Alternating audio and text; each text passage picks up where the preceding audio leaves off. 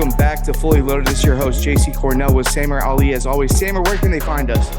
Oh, man, you can find us on this beautiful website, www.the813.tv. You'll find all of these Fully Loaded episodes directly in the website, but also Loose Cannon's podcast and also inside the 813, as well as all of our amazing written content about your favorite football team, the Tampa Bay Buccaneers. Check that out, especially the daily video updates that come from all the content creators on the website, including Rock Riley, who's at the Buccaneers facility every single day or has an update from his studio about the Bucs. So make sure you guys check that all out. And of course, hit the like button and the subscribe button on this brand new channel, youtube.com/@ the 813 TV. JC, 51 points in New Orleans, and the Bucs get a massive win. 50 burger in New Orleans for the Buccaneers. I mean, I'm excited right now. We have not, notoriously over the last 10 years, the last decade, the Saints have they've had us in not so many good games. They've taken control, especially with Sean Payton there.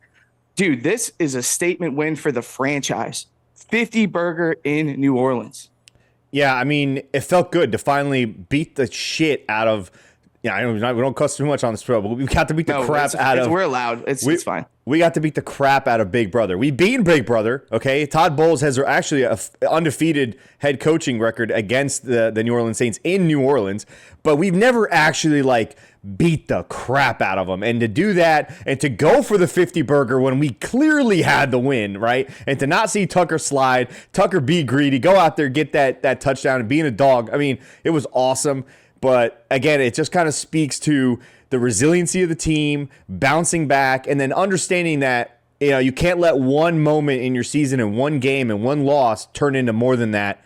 We saw them take lessons from last year, take it into this game, all the stuff going on with the hurricane, and they go out there and they just pound the Saints, even with the weirdness of the second quarter. So yeah, 51 points. I mean, that's not something you see a lot of in the NFL. It was dope. I wanted to touch on this. Obviously, life is bigger than football. This Hurricane Milton was terrible for Sarasota, Tampa, all of the west coast of Florida. For the Bucs to just give this kind of morale boost to the fans and just to watch a beatdown, it just makes you feel better, makes you kind of escape the situation and love the fact that Baker and the Bucs just demolished the Saints. Samer, Baker Mayfield, 1,489 pass yards on the season, 70.9% completion percentage, 15 passing touchdowns, 2 rushing touchdowns, 5 interceptions. Is he a legit, or should I say, is he in the lead to win? Is he in the lead to win the MVP right now? I mean, he leads the league in touchdown passes. Okay.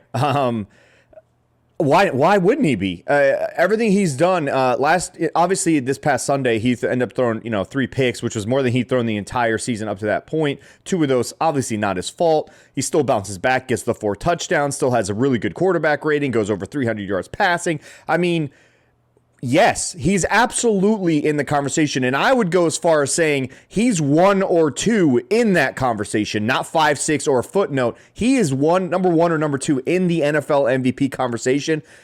Why not? He's played phenomenal, dude. Even in the losses against the Denver Broncos was probably the lowest point of the season. Aside from that game, he has been locked in, dialed in since the kickoff of every single match, dude. And the last 2 weeks, going down the field, scoring a touchdown on the opening drive, not having an incompletion. He was 9 for 9 last week. This week he starts 6 for 6. Looks hot, looks dialed in, looks completely focused, and is throwing dimes. Okay, on top of that, absolutely, 100%, he is an MVP candidate, and it's not even a joke.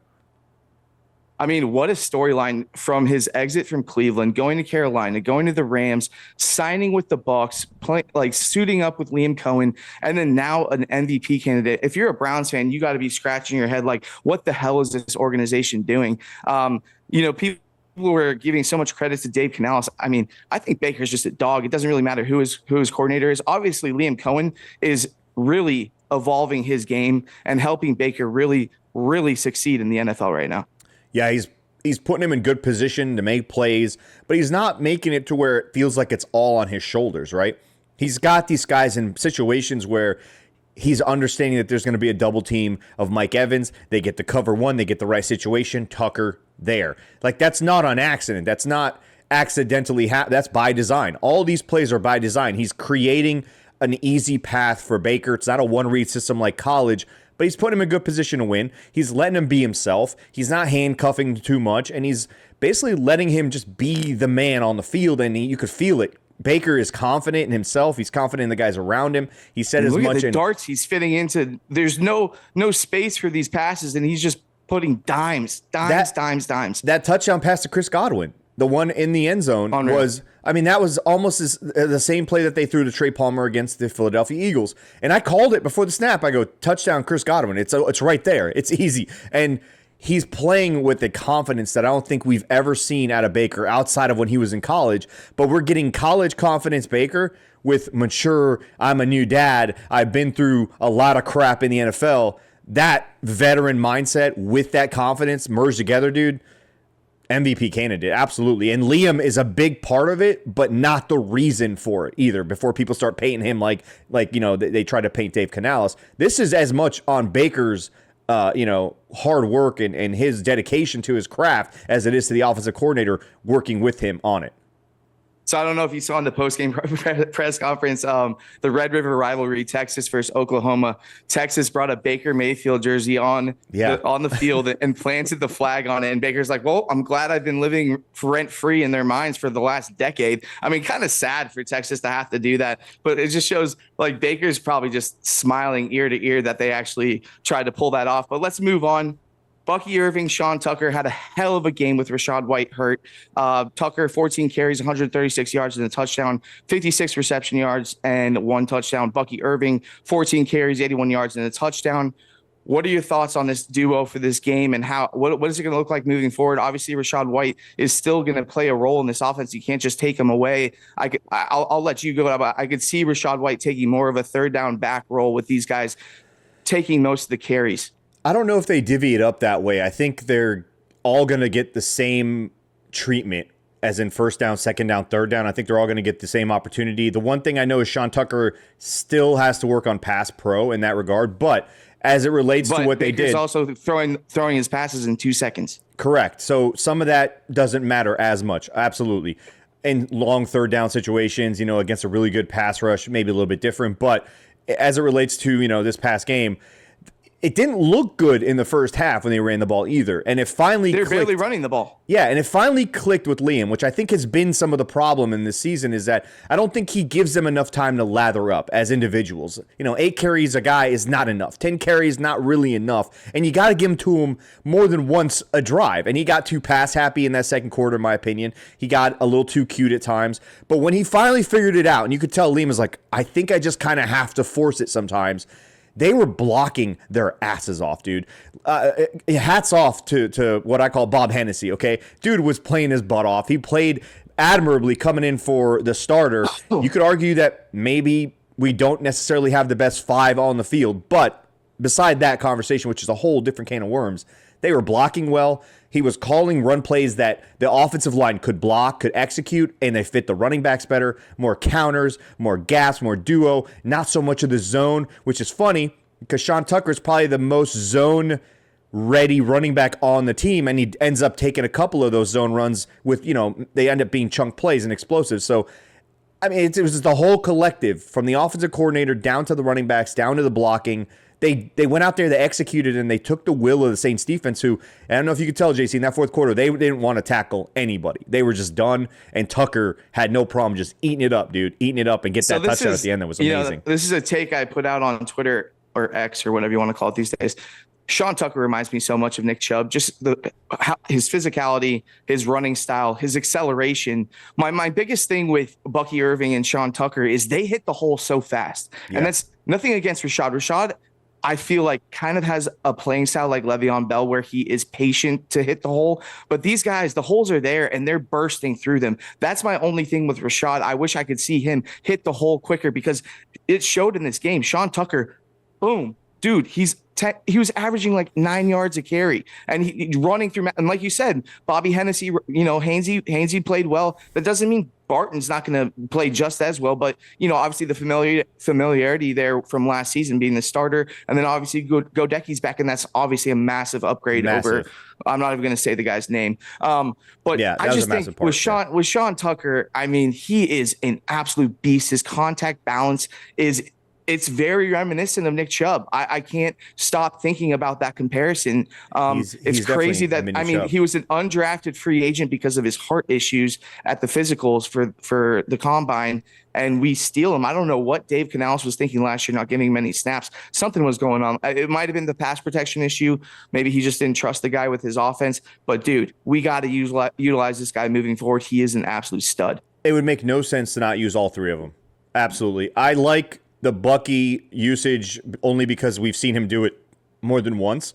But I think you got to also just let Tucker get in there. And listen, you give a guy 10 to 14 carries, I feel like you get more of what you're expecting. We've given him the ball, 3 times a game when he's gotten to play, and then most of the time he doesn't even really get to play. So, yeah, I'd love to see him do it again. But if we block like we did this past Sunday, I don't think it even matters which one of the 3 is in there, because the massive holes that we had against the Saints in that third and fourth quarter were unbelievable. I think in the fourth quarter we called 19 of 22 straight plays were runs. And those runs amassed like 170-something yards on the ground, which is unfucking real. And the holes, when you go back and watch, huge, just massive gaping holes, like they say on Pat McAfee. Yeah, but big holes. But also when Tucker hit it outside, I mean, he had the burst to get. He did it himself. Those weren't holes. That was 100%. 100%. He had also times where he popped it out. Also that run by Bucky where he's zigzagging in and out, stiff arming guys, doing a little bit of work done / Barry Sanders. Again, these guys all bring such different, unique talents and skills to the field. It's going to be a good problem to have. Obviously, I don't think one of them should be RB1 over any other, but I think there's ways to figure out to mixing them in and all, and it'll just be a good problem to have. And for the people, I don't know if you saw this, JC, people asking to trade one of them away. Like, you need depth. You have to have that depth. You can't just have some practice squad kid, whatever his name was, get elevated and be, your third back on the roster. That's just not going to happen. I have to say, though, watching this game with Buck and Tuck, dude, huge Thunder and Lightning vibes. Huge Thunder and Lightning vibes. Like Tucker's got that physicality. Bucky's that smaller, shifty guy. It was fun to watch, and we'll see what happens with Rashad. But remember, Liam Coen, he will put 2 backs in the backfield for plays. We've seen that, and it's been successful. So I wouldn't be surprised to see Bucky and Rashad, or Rashad and Tucker. I mean, Rashad and Tucker actually sounds pretty dangerous to have on the field at the same time. I mean, they've done it all season long, and the majority of the big runs they'd gotten up to this point, aside from the Saints game, were when they had 2 backs back there, and they would fake a pitch, counter. They would fake a handoff this way, counter, to where you didn't know which one of these 2 guys was going to touch the ball. And again, that creates mismatches. Again, Liam Coen operating beyond just the regular hand the ball off to the guy scenario. But back to the Lightning and Thunder, real quick note. It's funny you say that, because if you look at it closely too, Bucky also has some thunder to him, and Tucker also has some lightning to him. Fast and powerful. So it's like they're both thunder and lightning, which is funny to say, because you look at Seven, you're like, there's no way that guy's running guys over. He's stiff-arming dudes playing twice his size, right? And so it's, again, electric in different ways. It was awesome to finally see it waking up, and it woke up a little bit. If you go back and watch the Atlanta Falcons game, it was there. It was there then too. It's starting to grow, and I think Liam is starting to I called it lesson learned Liam during one of my tweets. He understood that sometimes you just got to run the ball, man. I know it doesn't always work, but sometimes you just got to do it. Just hand the ball off. Yeah, absolutely. So I get back to Florida on Thursday. My shipment that I'm waiting for has been delayed a couple times, but for Monday Night Football against the Ravens, I'm really trying to wear my new Bucky Irving jersey that I ordered. So we'll see if we can make that happen. But let's move on to Liam Coen, man. So obviously a great start to the game. The Bucs marched down the field, scored touchdown, Baker 9 for 9, great play calling, and then they got in a funk. But I will give Coen credit.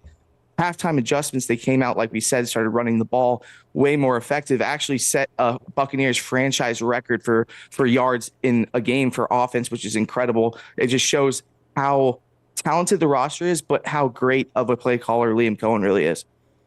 Yeah, I think one of the biggest things is if you really go back and look at that second quarter, it was one of my critiques of Liam was that he was just getting too cute. They were trying to like steal the momentum back in one play, and Baker was partly responsible for that. A lot of the happy feet we saw in that Broncos game kind of started to come up, and that's what I was saying. Just run the ball. Calm your guys down and run the ball. If we don't get those 2 unlucky bounces, honestly, we don't give them the short field. We don't put our defense in a bad situation.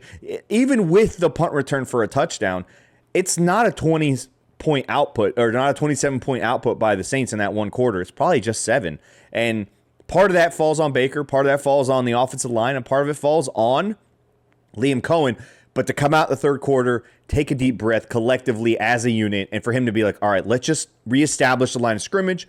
Let's reestablish our rhythm. Baker, calm the fuck down. And then we hit the ground running, and the defense picked up where they left off, honestly, in the first quarter. We shut them out for 3 of the 4 quarters, and you could argue we could have probably shut them out in that second quarter if our offense didn't sputter and cause issues. And I blame some of that, by the way, on Sterling Shepard being an absolute idiot. A veteran wide receiver losing his cool, not understanding the moment, not knowing the Saints rivalry kind of situation. I didn't like it. I mean, he cost us 2 penalties, 2 massive ones. It's a chippy game. One of those penalties shouldn't have been called. It was kind of ridiculous that they even called it. But you can't chirp. You can't get it. I understand. Can't get in there. Mike Evans loves to chirp. I mean, let's be real here. I mean, we've always had massive penalties in these games against the Saints. It's always been chippy. I mean, Mike Evans has almost killed Marshawn Lattimore on the field. Just crazy shit with this rivalry. But yes, he should have had a clearer head. But I think moving forward, he'll learn his lesson. And I do think he will be the wide receiver 3 moving forward. But I wanted to say this. I had a chat with a friend that is close with the Buccaneers organization. Liam Coen, obviously everyone wants him to be on this team long-term, be a coach long-term. Bowles, we don't know where he's at with his career, when he wants to stop coaching. We've mentioned this plenty of times on the show that he wants to be able to see his son play, have more family time in his life. He's getting a little bit older. He's still at an age where he can coach for a while. But here's he's the about thing, to turn man. 61, JC. So that does. But hear me out. Here. This is the conversation. Nobody can stop Liam Coen from taking one of the 32 only jobs in the NFL in the world. He's going to get interviews, and people are going to want to hire him. So here's something I looked up last night. Todd Bowles makes $3 million a season. Liam Coen makes $2.5 million a season. And then the top offensive coordinator for pay is Todd Monken in Baltimore. He makes $3 million a season, the same as Bowles. So here's the deal. If I'm the Glazers, because this is on the Glazers, Jason can't really do this. No one can really handle this situation except for the Glazers. If you were Todd Bowles, would you be pissed if the Glazers literally paid Liam Coen more than you? Here's the thing. They could just bump him half a million and bump Liam $500,000. Everyone's happy, right? And now I know, but I don't think they would ever pay his assistant more than him. I would be fucking sick to my stomach to watch Liam Coen leave this team for a different head coaching job in the NFL. I would probably lay in bed for like 2 weeks. I wouldn't do the podcast, or maybe I'd do the podcast in bed. But JC, let's look at the guy down in Houston. Okay, he correct, stayed. Yeah, Bobby Slowick. Okay, and you could always he point. likes the team. He's not an idiot. He's not going to take a shit job like Canales. Exactly, and you could point and be like, Liam, listen, look at what Dave Canales went through. Okay, we think you could do this here. Here's the plan. Here's how we lay it out. Todd could be part of that conversation even. And again, the Lions have somehow kept their guy in Ben Johnson for years. Okay. Remember when we wanted Todd gone 2 years ago and I was like, Ben Johnson's the guy. Okay. He's still somehow he's still the offensive coordinator, knowing he could be a head coach, but he wants to finish that. And maybe he wants to pick his options at the right time. The jobs that were available last year, not really great. Right. But this year, you never know who's going to come open. But I think there's a way for them to be like, hey, listen, dude's about to be 61 at the end of this season. Let's go through this. Let's figure it out. We're going to bump your pay. We're going to make sure you are at least paid up, as the highest offensive coordinator in the league. We can name you the assistant head coach. There's all sorts of ways to keep a guy happy and lay that. But I know there's only 32 of them. But I mean, it's not always greener though. I think we could comfortably say the Glazers probably understand how valuable this guy is and absolutely will reassure him that he'll be the next head coach, just like Arians handed it to Bowles. I think Bowles can hand it to Coen. And there's that picture of Baker and Coen during the Saints game together, and I posted it. I mean, dude, that's who I want to see for the next 10 years on the Bucs sidelines. Nothing against Todd Bowles. And I'm not saying like Todd Bowles is on the hot seat, but like you better get to the freaking playoffs this year, and you better at least do something. I'm not saying they're going to fire Bowles if they lose like in the first round of the playoffs or something, but there's got to be a fire under his ass, or he's just got to realize we can't let this guy leave this organization. I mean, here's the thing. A guy like Liam, the way he talks about Baker, the way Baker talks about him, they're clearly very close. And so at the end of the day, he's probably going to put more value than other coaches would on being with the guy that he's with, saying, if I stay here, this is who I'm going to be coaching. I'm already in the situation. I've already built some of this. Now I'm just adding pieces and taking on more responsibility. And maybe there's a way for them, that's how the angle the Bucs would take, obviously, to pitch it to him. And I think that's really the situation, honestly. Todd is not mentioning that he may retire soon on accident. That means he's thought about it. It means he's looking at it. He's maybe it's gotten to a point where he's like, I got a little bit of a window for myself and I kind of just don't want to do this anymore. That's, that helps the Bucs. And I think maybe that makes that conversation even easier. The Bucs have done this in the past multiple times. We've taken guys on the staff and just moved on up and kept on going. Not always in a good scenario, but most of the time. But yeah, I'm with you. I think we found the guy that you absolutely cannot leave the building. Let the season play out and then take it from there in the offseason. Tons of shit can happen behind closed doors that people don't realize in the NFL. Suitcases, conversations, handshakes behind, things of that nature. And yet, I don't even think Jason Light would be privy possibly to some of the conversations on at this level, or maybe he could be. We don't know. I remember he was part of the conversation when they got rid of Lovey and moved Cutter up, who was his offensive coordinator. So clearly very different situation, because this team, I think, is a way more talented, way better team than that situation. But yeah, I'm with you. Liam Coen cannot leave. I believe we found a very special human being who's got the craziness that John Gruden had. But he has like the charisma. The players love him, just like players love. He's a guy. Like, he's a young dude that vibes with the team, and the guys love playing for him. I mean, the day he walked in, like he saw Baker and they dapped it up. Like everyone's happy he's there. He's such a. I mean, dude, Dave Canales is such a freaking dork. I mean, he's a cornball next to this dude. Absolutely. He's like, imagine I know there was some players that kind of mentioned things behind the scenes about Canales being kind of a cornball, but Cohen's not a cornball. He shoots it straight. I think the coolest thing was whichever primetime game we were on earlier this year, they showed behind the scenes. It was who was someone there, how they interview the offensive coordinator before the game to kind of understand. And dude, the way he was just going through the game plan and all the plays, he's just like super impressive. And that's just in the future of the league. We've always said is offensive coordinators being head coaches. Just can't let this guy go, lock him up, the Brinks truck, back it in his driveway, buy him a new house. Who cares, dude? Keep him around. Moving forward, sorry, that was a little bit of a rant, but I love Liam Coen, dude. I just love him. Listen, Dave Canales is the hot chick. Everyone wants to take her out, but when you take her out on that date, you get to know her. You're like, she's not really much other than just something to look at, right? Not really anything there, no substance. Liam, not the greatest looking guy, but hey, yeah, he is cool to hang out with, man. He knows his football. He's got tons of it. Like he's got a lot more under the hood, in my opinion. So yeah, absolutely, keep him, 100%. All right, so moving on, Tyke Smith absolutely turning into a star. 1 forced fumble, 1 interception, second graded cornerback in week 6 by Pro Football Focus with an 89 grade.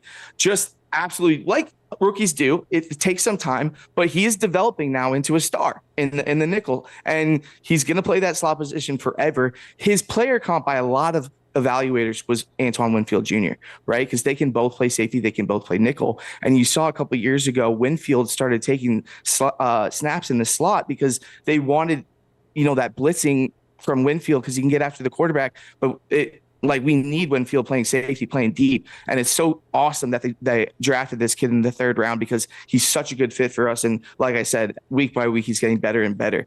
And Jason Light, kudos once again, just like a great pick in the 3rd round. Bucky in the 4th round, just silly stuff. JC, I'm patting myself on the back. When we did our draft recap, I told you this was the kid I was most excited about that we drafted. I said this is going to be it's going to be an Antoine Winfield level type of draft pick because of how special he is. Comes in, he's already a Swiss Army knife as a rookie. All right, Todd Bowles said it. He's already playing linebacker for us. He's blitzing. He's playing nickel. He's playing outside Technically corner. Should have had 2 forced fumbles too. Correct. Should have had 2 forced fumbles. Caused 3 turnovers in the same game. Okay, as a rookie, coming off by the way, his worst game ever college and NFL against the Falcons, okay? Come back, bounces back, plays his ass off, and is an impact player throughout the game. And he's done this throughout the season, by the way. He's blitzing, he's playing safety at times, Swiss Army knife like I predicted, and the ability to have two of those guys, and maybe even three with Jordan Whitehead back there, to be able to have that as Todd Bowles, to move him around, blitz him. You saw Antoine come clean on one blitz, barely missed becoming a sack. I mean, this kid is an absolute star. This is going to be a massive pick. In a couple years, this kid's going to be up for a massive payday and a massive part of this defense. I mean, imagine having him and Antoine long term, and now you got Zion McCollum. You're technically one more drafted corner away from having an unbelievable secondary, all completely homegrown, dude. You have two of your three corners. At this point, Jamel Dean can kind of hide, right? Or whoever you play, Funderburk, doesn't even matter. And then you draft that one more guy. You got Jordan Whitehead, Antoine. I want to give Funderburk a fair chance, though. I agree. Fair chance. I think a week of preparing will have him look better. He had some hiccups earlier on when he got in, but then he played well, and he was around some balls. So, stepped in, did what he's supposed to do. Again, Todd Bowles is a former DB himself, so I feel like the DBs naturally have a really nice growth pattern underneath his guidance. So, yeah, man, I'm so excited to see Tyke Smith, and just he's slowing down for him, which is crazy because now he can play football and not think, which is what we saw on Sunday, dude. 3 turnovers. Yeah, there's some big media members on Twitter saying Tyke looked like a seasoned veteran in this game, and he really did. I mean, coming from Georgia, those kids are coached up pretty well, and he did his part. Also, shout out Chris Broswell, best game of the year for him. Gets to the quarterback, constant pressure. I think he's going to earn some more snaps. Yeah, he's right there, man. He's been getting close, and then finally he came through and made the actual sack. I was going to say, man, did you not watch that game and think Tyke Smith reminds me of a smaller Rondé Barber? I mean, and you got Antoine back there who also reminds me of Rondé Barber. I mean, then you got Zion McCollum, who's studs, an absolute dog right now. Zion McCollum is so fucking sick, bro. He is so damn good. Like, he could have had 2 picks himself. He's just, first of all, he reminds me of an NBA player or something. Like, he is a freak of nature. When Rattler threw that pass, I knew 2 seconds before that pass was even downfield that Zion was picking that off. I mean, he's a ball hawk. He's a physical freak. It's Zion on an island right now. I mean, he can take anyone one-on-one. He is so freaking good, so fast. He's playing with an unbelievable level of confidence, too. We've talked to Donnie Abraham tons of times on the Loose Cannons, and he always says, your cornerback position, it's really about confidence. If you start getting a couple of good games, a couple of good plays, your play naturally becomes better, and your swag and the way you approach it, and next thing you know, you're almost unstoppable. And we're seeing him right now. When you play Madden, he's got the fire icon underneath him right now. Absolutely. He's got his X, whatever it's called, on fire. He's completely lit up as a superstar. Unbelievable, dude. And making plays left and right, stop and pass. It just, again, I know it's a rookie, but still, man. Long ass arms. Yeah, and to come from Sam Houston State, I think that's part of the trajectory of the learning curve for him. He comes from a pretty terrible school. Yeah. Okay, I know I coached him. Did you happen to coach him? No, I didn't. Not recently. So, I mean, to come from that school, just be an athletic freak and learn. And obviously, he's had his head in the books. He's learning whatever Todd's teaching him. Yeah, man, I can't even say enough about that kid, man. And for so many Bucs fans that called him a dud from day one, and he wasn't great, don't get me wrong, but had written him off and said, man, trading Carlton Davis is going to end up biting us. No, it has not. Carlton Davis in and out of that blue tent every time I watch a Lions game. So Zion McCollum, Tyke Smith, stars, dude. I might as well bring this up. So the friend I talked to also, I mean, they're pretty pissed that they don't have that 6th-round pick they gave up for the Lions. They're not going to be active at the trade deadline. They're not trading for anybody. They're not giving up any more draft picks whatsoever.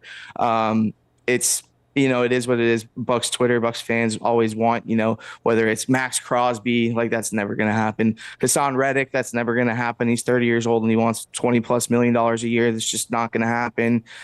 J.C. Cornell said that they should trade for Mark Andrews. That's just not going to happen. That's an idiotic take. So, I mean, I don't know how you feel or any thoughts on that. I think I wanted a pass rusher, obviously, but I think Logan Hall, pleasant surprise, dude, has lifted that pass rush. Now you got Kalijah Cansey back, who immediate impact week one, or first week he's back. I feel like Yaya's right there. He's top 5 in pressures. Chris Braswell's coming on. You got Steady Eddie and Anthony Nelson doing his job. I think they're right there, man, honestly. I think if they can kind of dial in that middle linebacker issue, that soft spot that's in the middle of the defense, and when you get, Izzy back, I think they can lean into that dime package a little bit more. I think they could find a groove on defense here. They're stopping the run really well. Alvin Kamara, I don't think he did any. I can't remember more than maybe one Dude, one he was play that hit went behind the line so many freaking times, dude. Yeah, I mean, so you play like that.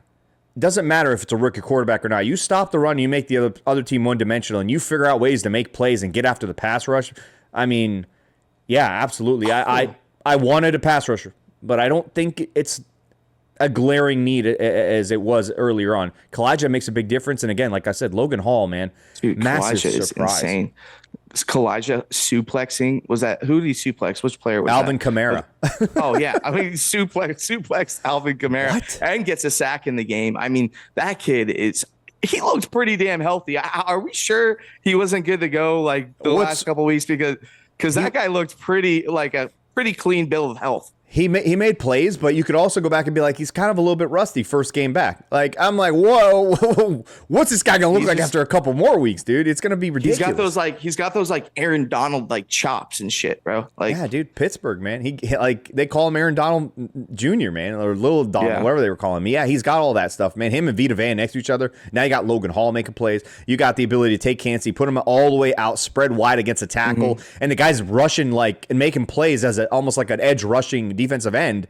That's crazy, man. It's unfair. He's obviously our best pass rusher on the inside, but to pair him up with Vita, who's also got a bunch of sacks. You got Logan Hall, like I said. It's going to be fun, man. And Todd is starting to get more and more exotic. I don't think I've seen him call as much fun blitzes as I saw against the Saints in recent memory. Maybe against the Chiefs in the Super Bowl. But man, you can see him like when they're working, it's hard to stop, man. It is hard to stop. Since I can't help myself and I'm a draft nut, if I were looking at the Bucs roster right now and you're looking at the first 3 rounds of the NFL draft in 2025, I think first round's got to be a corner or inside linebacker. Not even if Dennis comes back healthy, how long is Levante going to be here? We need something in place there to develop a guy like a star guy like this kid on Alabama. I've talked to him. He would fit so well with these guys, but also tight end. And oh my God, I mean, we need a tight end. We need a tight end. Are you going against me right now? You think Cade Otton's? Oh, no, I said yes. Cade Otton's like Cam Brate. He's a tight end too. He can catch the ball. He's a possession guy. He's not fast. He's not athletic. We need a guy. We need a dude. Cam Brate at least caught. Could you imagine pass. if we had a dude at tight end right now in this offense? We don't have a dude, for sure. I'm not a Cade Otton hater, but he is what he is. Like we're not going to get a game-changing play out of the guy, and I think sometimes you need that. You need to be able to expose the middle of the field to somebody that's not a wide receiver. Sometimes that seam route's got to matter, and when the ball hits you in the hands, man, you got to fucking catch it, dude. I mean, I'd like to see more Culp. Honestly, I really would because I was going to say, has Culp even been on the field yet? I don't know if he's been on any offensive possessions. They bring Payne Durham on sometimes, but he's clearly not effective. Yeah, again, it's like they're just bringing him on to block, and they say Cade Otton's there because he can do both. I mean, I'm okay with my tight end not being an amazing. Not everyone's going to be Kittle, man. It is what it is. You bring a dynamic playmaker out there. Kittle. I get it, but if you have a dynamic playmaker, you can put him out there. He's going to be lined up against a safety, or he's going to be lined up against a nickel. If they really respect him, more than likely he's going to be lined up against a linebacker. I'll take Culp against a linebacker over Otton over a linebacker any day. And like you said, you mentioned Cam Brate. I get it, but man, Cam Brate caught passes. This guy doesn't catch every ball that hits him in the hands, and I always feel like it's about to be stripped from him. I don't feel comfortable with him. I know he caught a touchdown pass, but still, no. That was like Baker's ninth read on the play. Yeah, he's like the modern day Dave Moore of this team. I don't like it. It's not necessary. All right. Do we have cannon fire today or? I didn't know if you were cannon firing away or me, so I guess not. We'll cannon fire heading into Monday Night Football. That would be fun. Okay, that's fine. Yeah. The segment that we introduced that we've only done once. No cannon fire today. Maybe next time. And we still also, for the listeners, we want to get the voicemails going, especially for rapid reactions. That could have been fun to hear some shit talking of the Saints game. Once again, Sammer, what a win by the Tampa Bay Buccaneers. 50 burger in New Orleans. They will be thinking about that for a long, long time. I mean, you could argue that could have just ended their season. Like they could just be. I mean, that picture of Marshawn Lattimore just absolutely demoralized, sitting on the bench, just thinking about how bad their asses just got kicked, dude. And what a roller coaster. Also, like for them to score, what was it, 21 straight points, and then it's 21-17, and I'm like, dude, what is going on? And then come out at halftime and absolutely just maul them. I mean, whatever those halftime adjustments were, did Baker give out smelling salts to everyone? Like, what happened there? I think they understood that it was just an execution thing. Let's dial back in. Let's calm down and just go play our game and not give these guys easy opportunities. You take away those two weird interceptions, honestly, they don't get anything but that punt return. They don't cross midfield. The Bucs defense was dialed in from the start. They just had to figure it out, man. It just they let Rattler have his little bit of a moment there in the second quarter. They gave up 27 points in one quarter, which, again, not normal. They kind of kept up with it at least. They went into halftime, took a deep breath, came back out, made some adjustments, and then we just scored executed. 27 straight. Yeah, and we kept them. I mean, we only gave up 98 or 93 yards in the whole entire second half. 48 of those came on the final Saints drive, which, by the way, did not end in points. I mean, come on. And you drop 51 points on top of that. You don't get those two picks. We probably dropped 74 points on this team. Who knows? I mean, that's what's crazy. And maybe you see Kyle Trask play the entire fourth quarter, which would have been hilarious just because. But yeah. But Samer, where can they find us? Hey, make sure you guys, first of all, hit the like button on this video and also leave us a comment below. And if you're new, hit that subscribe button as well. And of course, go to www.the813.tv. Check out all of these episodes as well as all the loose cannons and also the Inside the 813 show, which features James Yarko and Rock Riley. And also, don't forget all of our written and video content that goes directly to the site and nowhere else. So make sure you guys check that out. That's www.the813.tv.